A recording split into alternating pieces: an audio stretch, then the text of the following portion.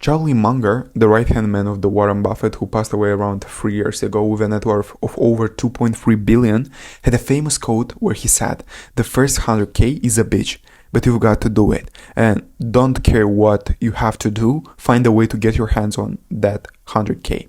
He stressed that reaching 100k by any legal means necessary is extremely important. The reason is that your net worth can grow dramatically after your first 100k. This happens because of a few core principles that we are going to discuss in today's video. And at the end of the video, I'll also share some strategies you can use in your everyday life to reach that milestone as quickly as possible. The first principle to understand is that capital compounds. Capital scales really well. Now, what do I mean by this? I'm referring to the idea that the benefits or returns from having capital increase proportionally as the amount of capital itself increases. For example, if you invest $100 in the stock market or some other type of investment, you take on some risk. By the end of the year, let's say you earn a 10% return. That means you would make an extra $10. Now, that's not a life-changing amount of money. In fact, most of us can make $10 in about an hour doing some sort of job or task. So in this case, you risked $100 of your hard-earned money and only had $10 to show for it at the end of the year. That's not very powerful. But now let's imagine you had 100k invested in the stock market and you earned the same 10% return, which will give you $10,000. The interesting part is that you took on roughly the same type of risk as in the first scenario. Both situations involve the same market, the same time period, but the results are completely different. And that difference comes from one thing: the amount of capital you started with.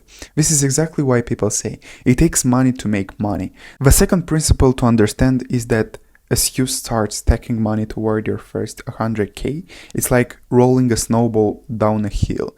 As the snowball moves downhill, it gets bigger and bigger because it accumulates more snow along the way. The momentum keeps carrying it down the mountain. Let's say you have 10,000 per year and you earn a 7% return on your investments in the stock market. The stock market typically returns about 8-10% per year, but use 7% to account for taxes and fees. In this case, reaching your first 100k would take about 7.84 years if you saved 10k each year and invested it. A common misconception is that reaching a million would simply take 7.84 years multiplied by 10, but that's not actually the case. In reality, it takes only a fraction of that time because of compound growth. For example, once you reach 100k, getting to 200k would only take about 5.1 years. That's because your initial 100k is now generating returns, while you continue contributing 10k each year. If you fast forward to 500k, you'll notice something interesting. Each additional 100k is reached faster than the previous one.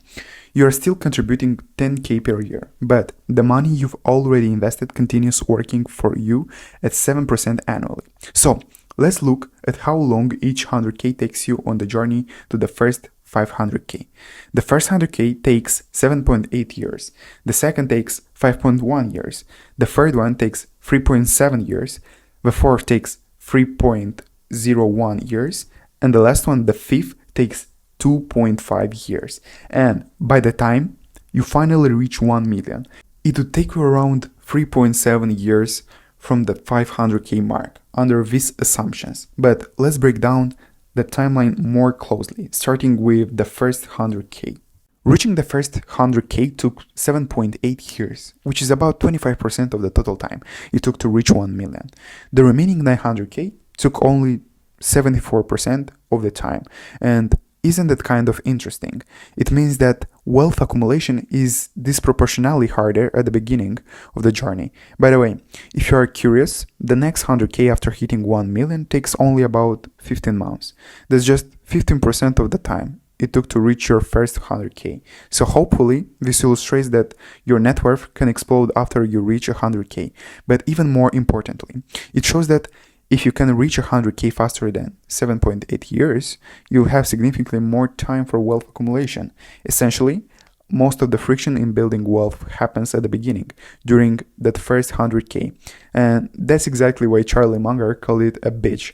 That's also why you should do everything you reasonably can to reach that milestone. One of the biggest problems I see with some of my friends, and honestly with our generation, is that we live in a world of instant gratification. Often we don't think about the consequences of our spending before we make those decisions. I see friends who don't yet have 100k in net worth, but they consistently blame society and spend every dollar they have because they'd rather live in the moment, believing they can't really afford anything meaningful anyway. And while I completely agree that you should still live your life, especially since the cost of living is incredibly high, I also think we should be reasonable with the money we do have. Now, that you understand how important the first 100k is, ask yourself this. How does that change the way you think about a night out drinking, impulse buying, trendy clothes, or paying 300 more per month on a car payment than you actually need? You have to realize that every single dollar matters, especially in the beginning. That's probably why you hear so many people on social media saying you shouldn't buy coffee or that millennials shouldn't be eating avocado toast. But honestly, there is some truth to the idea that when you're young, you should focus on saving as much as possible and building that initial wealth. My dad has this saying he always tells me, $1 million, son, is made up of 1 million single dollar bills. It sounds like a dumb saying, but the point is simple. Every single dollar counts. Slowly, as you stack those dollars one by one, the total starts growing. Eventually, it becomes 1,000, then 5,000, and 10,000, and suddenly it starts to feel meaningful. The takeaway here is that you need to stack your chips slowly and consistently until you reach 100k. Saving is extremely important, and let me illustrate why. Contrary to what many people believe, the first 100k is actually not primarily about investing returns. So let's say you have 15,000 per year for 6 years and earn a modest 4.5% return on your investments. After 6 years, you would have around 105,000. But here's the interesting part. About 85% of that amount would come from savings, while only 15% would come from investment returns. And in another example, let's say you have 10,000 per year and you earn an average 10% annual return. After 7 years, you would reach roughly 100k, and your savings would make up about 67% of the total, while the remaining portion would come from investment growth. The point here is that your first 100k rarely comes from investment gains alone. Most of it simply comes from being smart with your money, spending less, and increasing your income over time. So if you want to reach 100k as quickly as possible, I want to share 3 strategies with you. 2 of these strategies were famously described in the book The Millionaire Next Door, which I will reference in this section, and all of them are great starting points if you're trying to build your first 100k. Strategy number 1. Strategy number 1 is to increase your offense. This is somewhat of a sports or gaming analogy. A big factor in reaching 100k is trying to increase your income as quickly as possible. Regardless of your current income level, your offense should be focused on building wealth. This could mean taking additional classes or certifications, trying new side hustles, doing freelance work, or even switching jobs if a better opportunity presents itself. Another option is to invest your money in stocks, real estate, or other types of businesses. The main idea here is that your time and energy should be focused on how your resources and time can be used to build wealth, rather than consistently spending money, which actually brings me to strategy number 2. Strategy number 2 is playing good defense. I want to read you a quote from the book I just mentioned, The Millionaire Next Door. It's an older book from the 1990s, but it says, if you cannot increase your compensation significantly, become wealthy some other way. Do it defensively. The entire premise of this book is based on studying the top 5% of Americans who had over 1 million in net worth in 1990. What the researchers found was that most of these people were actually very ordinary individuals who simply followed consistent foundational financial habits. Many of these millionaires played good defense, even if their income wasn't exceptionally high. In this context, playing defense means strategically figuring out how to spend less money. That includes practical actions like planning your year ahead, budgeting, and cutting back on discretionary spending categories where you might be overspending. For example, do you know how much money you spent eating out last year?